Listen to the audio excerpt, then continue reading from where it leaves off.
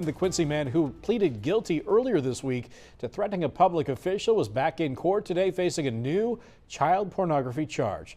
According to our news gathering partners at the Herald-Whig, today's hearing was to determine if 28-year-old Benjamin Inman could be held in custody while his case proceeded. We reported last night that Inman had been arrested on 2 counts each of possession of child pornography with victims under the age of 13 and possession of child pornography on a computer.